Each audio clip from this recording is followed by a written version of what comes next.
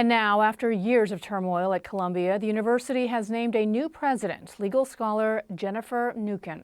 You'll recall the school was home to major protests after October 7th, and now, along with other U.S. higher learning institutions, it is struggling to manage threats from the Trump administration.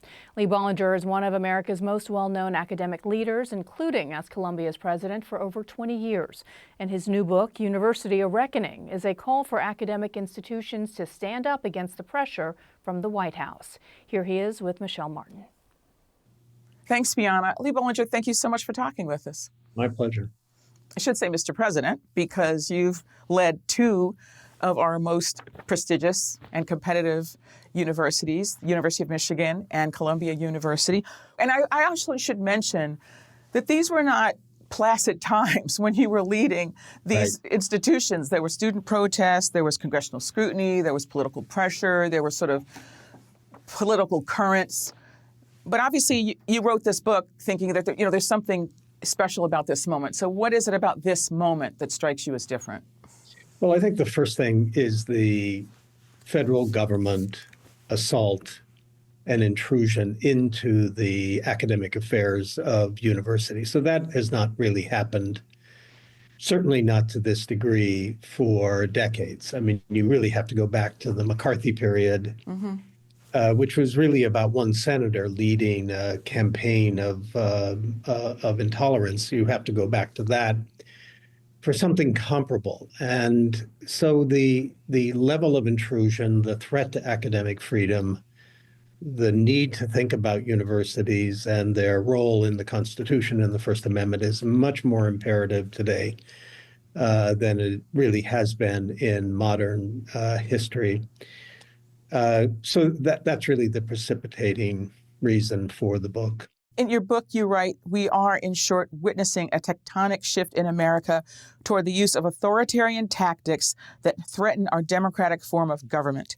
The university is among the first, along with the press, of the major independent institutions in society to feel the brunt of this new and frightening transformation." I mean, so your point here is that, yes, the universities and the press are on the leading edge of this, but this is really about democracy. What convinces you of that? Why do you say that? I think it's both about democracy and about fundamental values in the country. I mean, we've seen from the very start of the administration efforts to try to silence and really attack law firms, media, civil service, independent agencies that provide the nation with objective information like the Bureau of Labor Statistics, and then universities. The business community has also faced this. If there's any kind of opposition, there's an effort to come down very hard on them and to try to silence them. So this is something that you really cannot have if you're going to be committed to a democracy and if you're going to be committed to a nation that values knowledge and independent information and knowledge. And that's where we have been for the past century. And it would be a tragedy to lose that. As a person who, presumably just through your own work, as a scholar, as a lawyer, as a leader of these prominent institutions, you've met a lot of these industry leaders. And one of the things that you pointed out is that a lot of them folded over pretty fast. Amazon, was going to or talked about having some sort of indicator on their website of the cost of the Trump administration's sort of tariff scheme on different products. And of course, he threatened them and they immediately folded. A number of law firms, right? Some of the finest, most distinguished lawyers in the country, he threatened them. They folded. I'm just curious why you think they've capitulated so quickly. Yeah. So I think this has come, the whole sort of affair has taken people by surprise. People have been shocked by the level of assault on basic values and basic institutions. And so we were not prepared for it. I think it's just a combination of, it's very, very difficult to face a situation in which the government's full power, which is immense, can be brought down on you and face what everybody will always say, an existential choice. Do you capitulate? Do you try to find a way out of this, even if that means sacrificing some of your values? Or do you stand up and try to fight back? That's a really hard problem, and I'm very sympathetic to the people who have felt and institutions who have felt that they had to find a way to save their institutions by negotiation and conciliation. But it is the case that the only way in which you can effectively counter this is by collective action. It's not by an individual institution or a single sector of the society. Everybody who writes about the democracies, the end of democracies, and so on, I mean, all the scholarship points out that it's only when civil society broadly sort of acts and rises up and said this cannot stand, that you really have effective resistance. A lot of people, see universities in lots of different ways. I mean, some people see colleges and universities as places you go to learn stuff so you can get a job. They're engines of the economy. Why should someone, perhaps who didn't have the chance to go to a university, embrace that idea? I think people understand in their hearts that having major institutions, but of all kinds, from community colleges all the way through to the highest research universities, that it is really valuable for the society to have this kind of effort, human effort, to expand knowledge, because it benefits the society in all kinds of ways. Everything from economic development to simply making it possible to understand life. And it applies not just to the people who come and are students or to the faculty who are there, but it benefits everybody in the society. I think also that, there is a campaign that's been going on for many years of people who want to characterize universities as in very negative stereotypes, as filled with intolerance, ideological, not scholarly, too costly, et cetera, et cetera. And while there are fair criticisms about universities, many of which I have made myself, the fact of the matter is, if you look at all the parts of the society and you say which ones have the most integrity in pursuing what their mission is, I think universities are at the very forefront of that. And the proof is, in part, that everybody in the world wants to come and attend universities in America because they really are the standard for this. Well, they did. That might not be the case anymore. I mean, the number of international students coming to the United States has really fallen precipitously. It's interesting. The irony being, but not because of the quality of universities. No, but because of the political environment. The irony is that these concrete financial pressures being placed on universities are having a deleterious effect on kind of the research flow. We see that, top scholars, research dollars are flowing to, Canada, to China. Some $400 million in grants and contracts frozen at Columbia, $510 million at Brown, $1 billion at Cornell, $790 million at Northwestern, much of it tied to demands about governance or compliance. What do you think the consequence of this is going to be down the line? This idea of the Trump administration of suspending that kind of funding for that kind of research is foolhardy, but it's also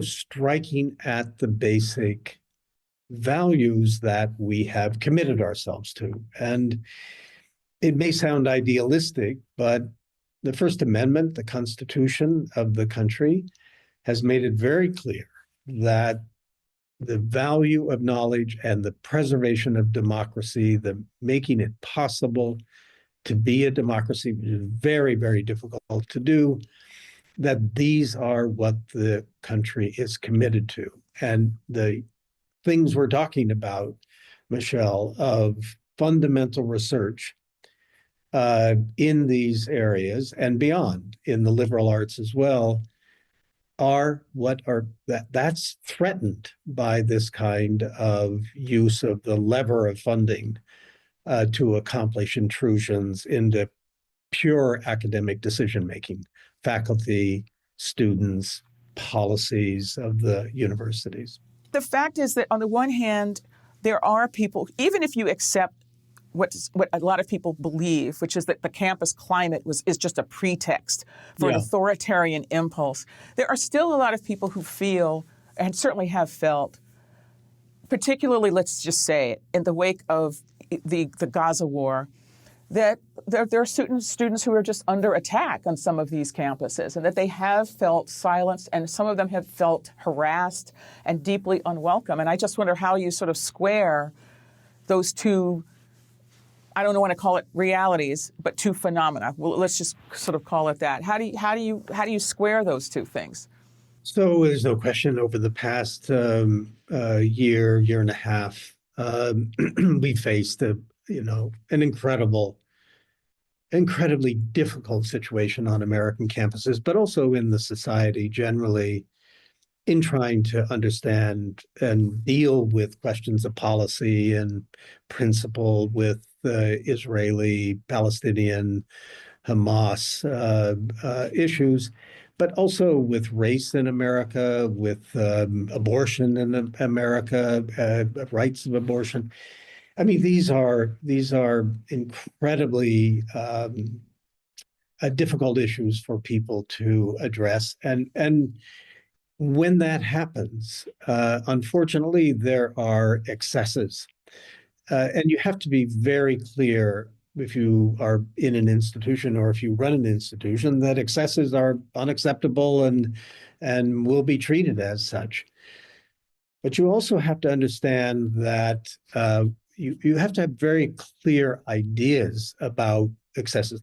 The First Amendment, over the past century, again, has said, the court has held over many decisions, conservatives, liberals alike, that hate speech, that anti-Semitic, that racist speech, that sexist, misogynistic speech will be protected by the First Amendment, just like any other idea.